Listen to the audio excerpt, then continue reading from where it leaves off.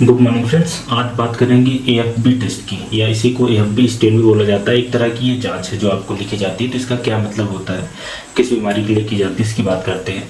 तो एएफबी टेस्ट या एएफबी स्टेन ये टीबी की जांच है। टीबी एक बैक्टीरिया है जो बहुत ही खतरनाक बीमारियां कराता है शरीर के बहुत सारे हिस्सों में।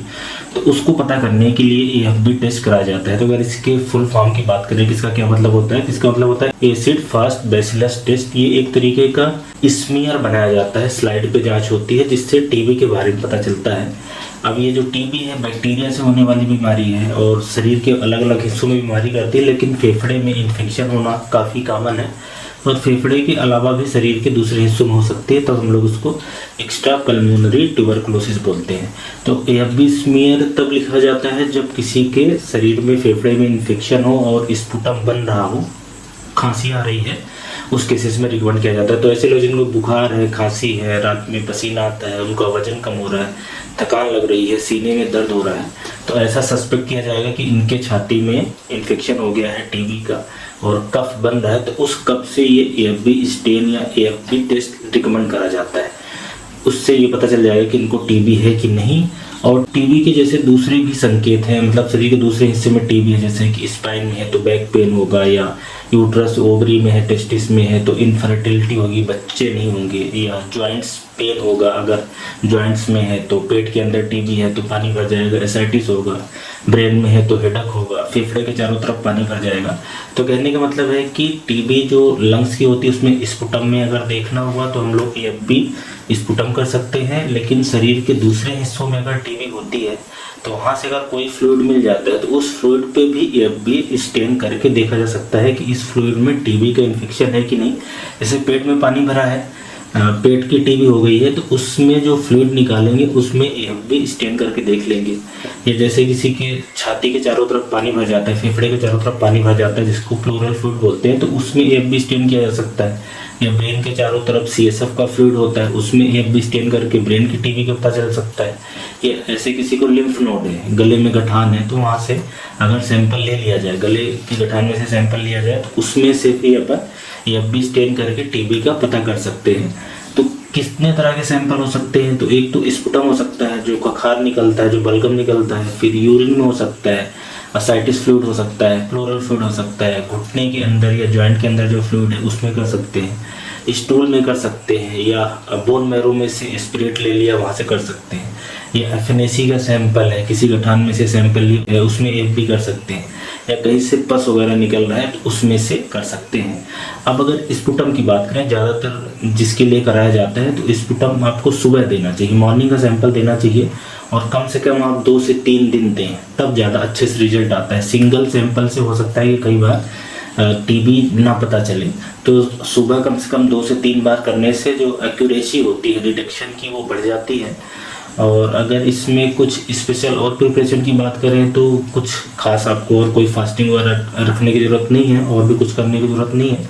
बस मॉर्निंग का जो सुबह का बलगम आता है, जो कफ आता है, उसमें बैक्टीरिया के मिलने के चांसेस ज़्यादा रहते हैं, राइट। अब अगर अपन स्टेन की जो बात करें कि जो एएफबी स्टेन करते हैं, इसमें क्या होता है कि टीबी का बैक्टीरिया ये स्पेशल स्टेन ले लेते हैं, इसलिए उसका कलर पर्पल पिंक थोड़ा सा डिफरेंट टाइप का दिखता है। आप स्क्रीन पे देख सकते हैं कि इस तरह का कुछ कलर हो जाता है, इसलिए इसको एसिड फास्ट बैसिलाई बोला जाता है, जो कि टीबी का बैक्टीरिया होता है। वैसे टीबी का बैक्टीरिया भी होता है, लेप्रोसी का बैक्टीरिया होता है। बेसिकली माइकोबैक्टीरियम ट्यूबरकुलोसिस या माइकोबैक्टीरियम लेप्रे है, या नॉन ट्यूबरकुलस माइकोबैक्टीरिया, ये बैक्टीरिया हैं जो कि नोकार्डिया भी एक होता है जो कि एएफबी स्टेन में पॉजिटिव आता है। लेकिन मैक्सिमम बार जब ये टेस्ट रिकमेंड किया जाएगा तो आपको टीबी है कि नहीं उसके लिए किया जाता है। और ये गोल्ड स्टैंडर्ड टेस्ट है। इसमें ऐसा है कि एएफबी स्टेन में हम चूँकि बैक्टीरिया को देख पाते हैं, नेक डाई से देख पाते हैं, तो इसलिए गोल्ड स्टैंडर्ड टेस्ट होता है कि नेक डाई से देख लें। तो एएफबी स्टेन या एएफबी कल्चर, ये 2 गोल्ड स्टैंडर्ड टेस्ट होते हैं। बाकी के जो टीबी के टेस्ट होते हैं उसमें हम बैक्टीरिया को नहीं देखते, उसके द्वारा प्रोड्यूस करे गए दूसरे एविडेंस देखते हैं। लेकिन अगर ये एएफबी टेस्ट किसी को पॉजिटिव आ जाता है स्टेन में, तो इसका मतलब है कि उनको फिर वहाँ की टीबी है, कंफर्म टीबी है, इलाज करना पड़ेगा।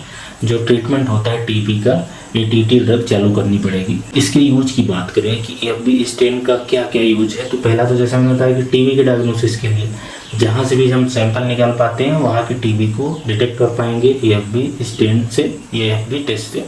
दूसरा, टीबी का इलाज हमने चालू कर दिया है, वो इलाज काम कर रहा है कि नहीं कर रहा है, उसके लिए ये AFB स्टेन का टेस्ट काम करेगा।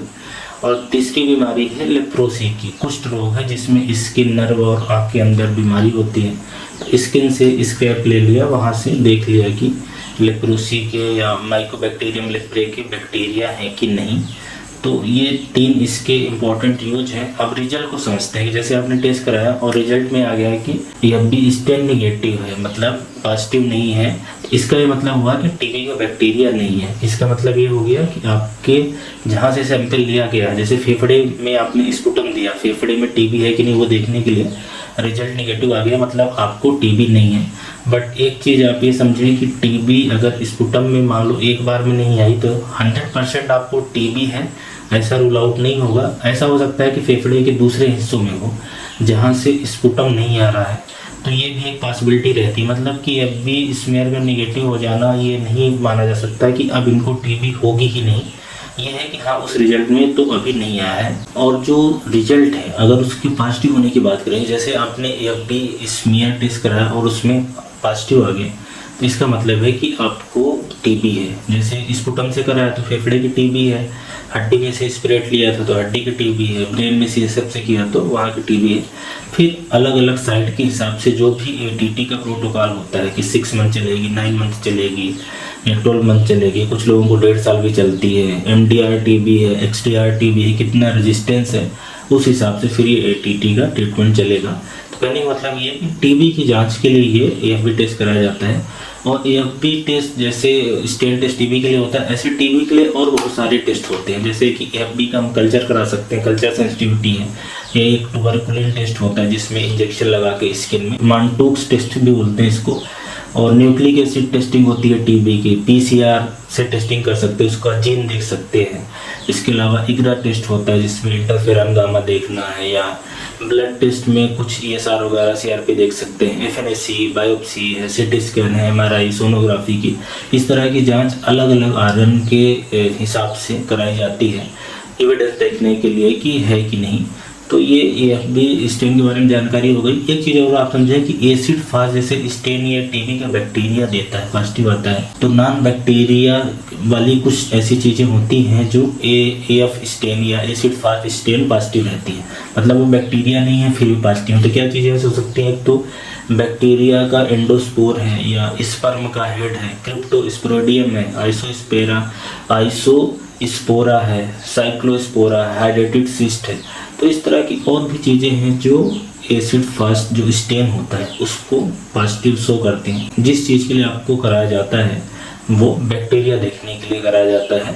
और अगर इस टेस्ट की प्राइस की बात करें कि ये कितने में हो जाता है, तो ये टेस्ट डिपेंड करता है कि कहाँ के सैंपल पे ये AFB टेस्ट कराना चाह रहे हो। वैसे अगर स्पुटम का कराएंगे, फेफड़े का कराएंगे, बलगम का कराएंगे तो ये 200 या 300 में हो जाएगा। और कितनी बार कराना है, जैसे दिन में एक बार कराया तो हो सकता है 200 लगे, 2-3 बार कराया तो 400-500 भी हो सकता है। और फिर बाकी शरीर के किस हिस्से में क्या है। तो AFB टेस्ट क्या है, इसका क्या मतलब है, कैसे करना है, क्या होता है, अब आप समझ गए होंगे। ऐसे ही मैं उम्मीद करता हूँ। Thank you so much.